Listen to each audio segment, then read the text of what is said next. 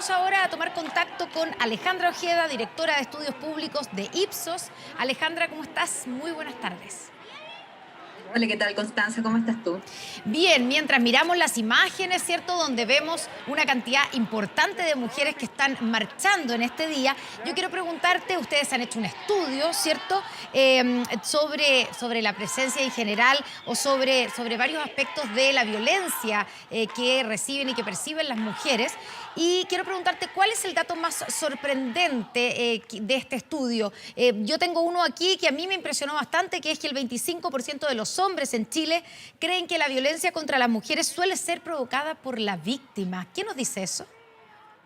Efectivamente, el estudio indagó respecto de ideas sobre el género y las relaciones entre hombres y mujeres y básicamente sometió a consultados y consultadas en 30 países en base a una serie de estímulos que nos permitió en el caso de Chile mapear, organizar de alguna manera qué porcentaje de la población la podíamos poner en este polo de un discurso patriarcal, francamente machista, y cuánto estaban de acuerdo o presentaban un alto grado de acuerdo con las premisas y reivindicaciones de feministas y del movimiento feminista en particular. A ver, lo primero que hay que decir es que hay un alto consenso en términos, un alto grado de acuerdo con las premisas, con las reivindicaciones del movimiento feminista en Chile. ¿Ya? Ya, Eso es sobre el objetivo. 90%, ¿no? En general, no, yo te diría en torno más o menos arriba del 60%, más indeciso, pero arriba del 60%. Entonces, yo creo que esa es una buena noticia, porque eso no era tan claro, no era tan evidente años atrás.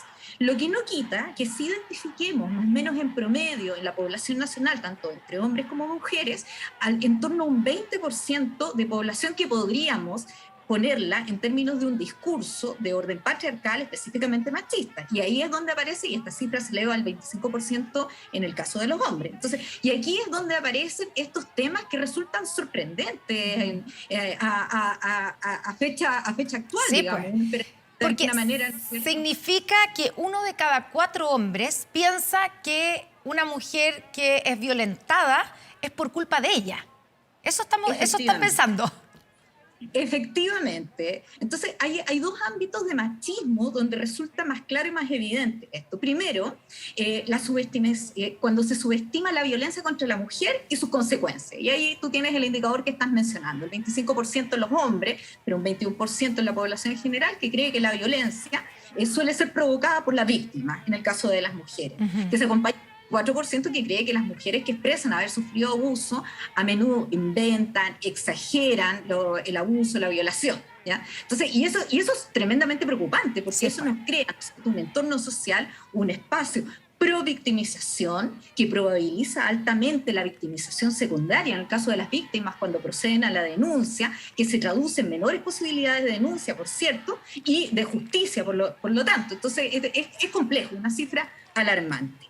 Y el segundo ámbito donde observamos este machismo, este enclave en términos de discurso, pero que también en el fondo te genera todo el espacio, el caldo de cultivo, digamos, para actitudes machistas, para conductas machistas, es en la negación de la desigualdad de género, que a nivel general de la población es un 17%, en el caso de los hombres un 21%, que lo que creen es que la desigualdad de género no existe realmente.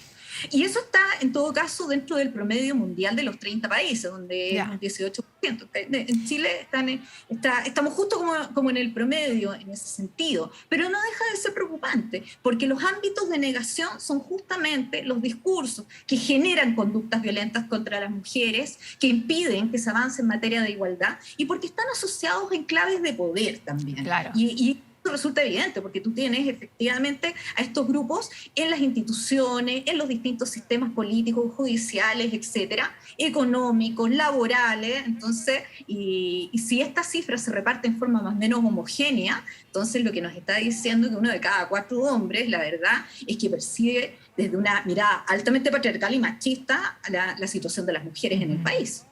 Y en ese sentido tú decías que este estudio es comparativo, ¿cierto?, de 30 países. ¿Cómo estamos Exacto. en general en esta situación, digamos, en la relación hombres-mujeres, la percepción que hay de esa mirada machista, esa mirada sobre la violencia en contra de la mujer? ¿Cómo estamos comparados, por ejemplo, con Latinoamérica?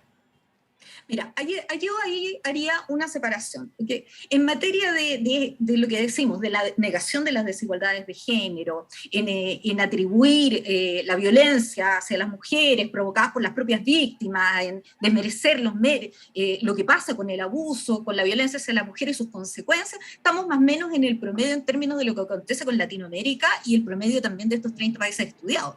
Donde estamos muy altos, donde aparecen en las primeras posiciones, es en el grado que hemos resentido el avance del movimiento feminista y de la igualdad en materia de derechos para las mujeres. En Chile, un 25% de la población considera que los hombres han perdido en términos de poder económico, político o socialmente como consecuencia del feminismo. Y es efectivo, porque cuando hablamos de avanzar en reivindicaciones feministas, finalmente, así como todas las grandes transformaciones que estamos viendo, así como la discusión en la escritura de la nueva Constitución, lo que estamos observando a nivel país, estamos hablando de redistribuir el poder. Claro. Unos van a perder poder en distintos ámbitos económicos, políticos, claro, desde posiciones societales. Entonces, el punto está en cómo nosotros observamos esta cancha que se empareja en definitiva, porque efectivamente los hombres sí han perdido poder económico y político en las últimas décadas. Pero cómo observamos esto, y ahí es donde aparece lo peligroso, porque un 34% de la población cree que el feminismo le hace más daño que bien a nuestra sociedad. Y ahí aparece una situación encontrada, porque tenemos un tercio pensando que el feminismo hace más daño que bien, versus un 33% que opina todo lo contrario, que ve positivamente el avance del feminismo, y un tercio que entra en un terreno de indecisión. Entonces, ahí yo diría, ese punto es complicado, porque claro, en el ranking de los 30 países, nosotros estamos en la 8ª posición en términos de pensar de que el feminismo hace más daño que bien. Y eso es una lectura compleja, encontrada, que genera una discusión relevante a nivel país sobre cómo estamos mirando estos cambios. Exactamente, porque claro, la distribución del poder alguien pierde. Significa que esa cantidad de personas, que es bastante, sobre un 30%, cree que esto que estamos viendo, ¿cierto? Cuando miles de mujeres salen a marchar por tratar de ganar en igualdad de derecho con respecto a los hombres, celebrando lo que hemos avanzado, es una mala noticia para esas personas. Es un retroceso, desde la mirada, un retroceso para la sociedad. Y eso es muy complicado, porque evidentemente esto no puede ser solamente una lucha de las mujeres, sino sumamos a los hombres también a que estén dispuestos a renunciar a esas cuotas de poder para que puedan ahí, digamos, ganar o recuperar terreno, tratar de nivelar la cancha con las mujeres. Exactamente, Constanza. Y la cifra se eleva a 40% en el caso de los hombres que opinan que el feminismo le hace más daño que bien a nuestro país, en el caso de Chile. Entonces, es complejo porque nos habla también de la fragilidad que tienen los logros que hemos tenido las mujeres en materia de igualdad de nuestros derechos. O sea, hay que pensar, la pandemia nos demostró parte de las fragilidades que tenemos. ¿Quiénes fueron las primeras en retornar a los hogares? ¿Quiénes fueron las que haciendo trabajo en el hogar se hicieron cargo en el rol más tradicional de los niños, de los adultos mayores, del cuidado y de las labores domésticas? ¿Quiénes fueron las que retrocedieron una década en incorporación al trabajo en este país? Fueron las mujeres. Sí, claro. Entonces, esto nos dice de que hay mucha fragilidad en relación a los logros. Entonces, es importante que, pensando que estamos a pocos días de un cambio de gobierno, donde se ha definido como un gobierno feminista, observar de aquí a los próximos 4 años cuál es el nivel de estabilidad que se le da y de aseguramiento a todos los logros que hemos tenido las mujeres, que ha tenido el movimiento feminista, que han tenido todas las mujeres que están en la calle ahora y en las últimas décadas, en el último par de décadas.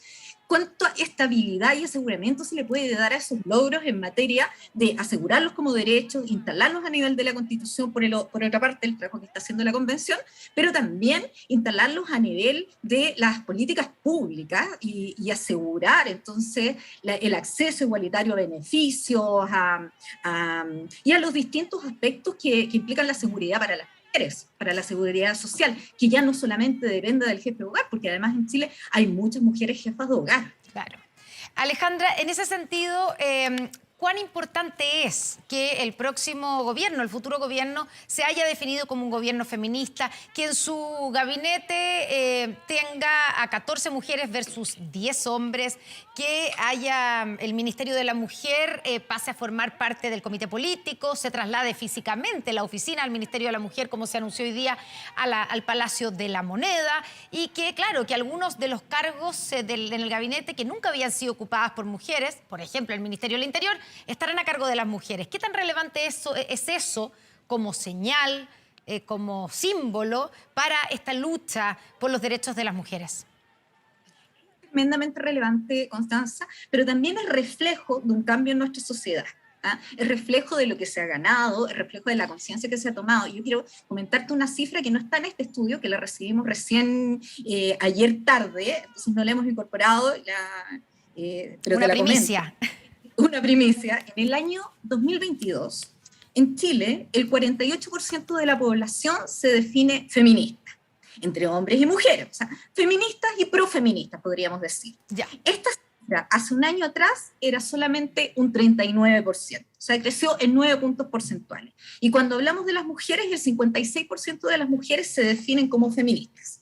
Entonces, es interesante porque la definición de un gobierno feminista primero es un reflejo de un momento respecto del país, pero también da un impulso y hace ver cómo hombres pueden convivir con el feminismo, pueden compartir el poder sin estar en una lucha en términos de géneros. Y no solamente con el feminismo, porque hay que pensar también con las diversidades en general. Claro. Porque las diversidades finalmente, cuando se habla de distribución del poder, de lo que estamos hablando, finalmente es de empoderar, de igualar la cancha para todos aquellos grupos que han estado en condiciones de desigualdad y de opresión. Entonces creo que es una excelente noticia un gobierno que se defina como feminista, y lo que habrá que cautelar de aquí en adelante, cómo eso se traduce en políticas públicas, en aseguramiento de los derechos hacia las mujeres y en todas las acciones que son pertinentes, no solamente desde la definición, sino desde la incorporación de la mujer en los ámbitos. Claro, que se traduzca en políticas públicas concretas